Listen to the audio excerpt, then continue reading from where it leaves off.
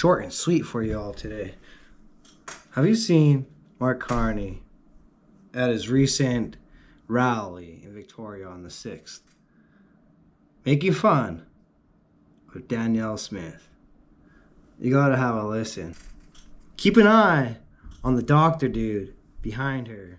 We're fighting them on Fox News, which is what they understand. We're sending Doug Ford onto Fox News to show them that we're not messing around up here. And we're going to send Danielle next. Maybe we won't send her. Maybe we'll send Danielle. No, maybe we won't. We won't send Danielle. We're going to keep her. No, keep her. No, that's a bad idea. Forget. Strike that. Strike that. Just ignore that back there. Sells into a. Don't take it away. I was just saying clean. That was Danielle. She was coming in. A clean energy superpower. Yeah. So, that's what he said. He's gonna send Doug Ford. He's gonna be the man to tell them we ain't messing around.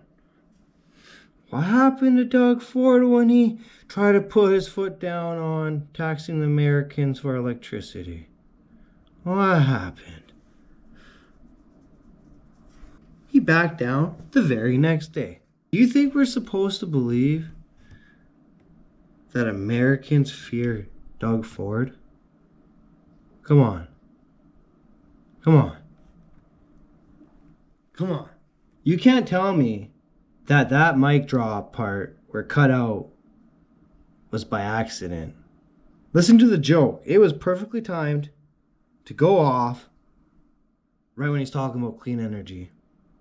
Sells into a. Don't take it away. I was just saying clean. That was Danielle. She was coming in. A clean energy superpower. Yeah. You know how people consider oil dirty energy? I should say people, I meant liberals. You go back, you play it over again. You tell me. Let me know in the comments. If you like this video so far, make sure you hit like and subscribe. Now let's listen to what Danielle Smith has to say. How do you feel about being mocked by the Prime Minister of Canada and Liberal leaders and making you the butt of jokes during the campaign? Well, I've noticed this with progressive men, how much they talk about how much they support women until they meet a strong conservative woman. And so this is a pretty consistent type of approach that I've seen, not only from the current Prime Minister, but the former one as well. And the attitude is, sit down and shut up. Well, I don't shut up. I make sure that Albertans know exactly how I feel about issues, and I'm going to continue advocating on behalf of my province, whether he likes it or not.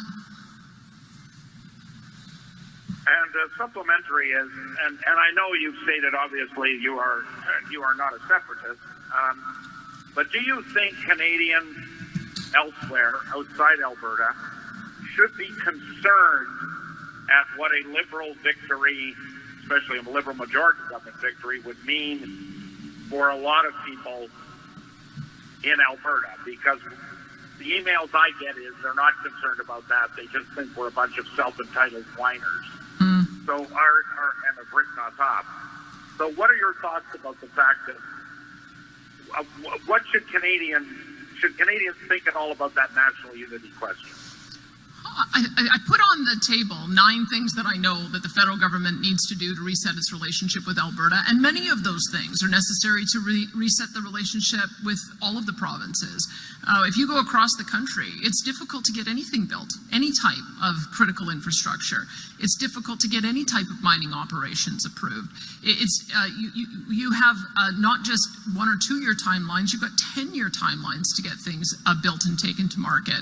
And quite frankly, it's the federal government's job under the trade and commerce power that they have to facilitate that international access. So I would say that everyone should be concerned about the direction, and this is a very important election. Everybody should be concerned, should listen to the promises, and to see which of the candidates is actually going to unleash the economic power of every single province and every single region and every single industry.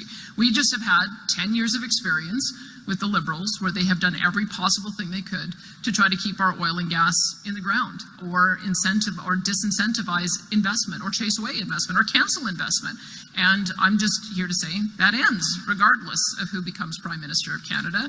And I think that as a measure of goodwill, addressing those 9 issues I put on the table would be a good start. So I'm going to judge it based on the actions of whoever happens to win on April the 28th.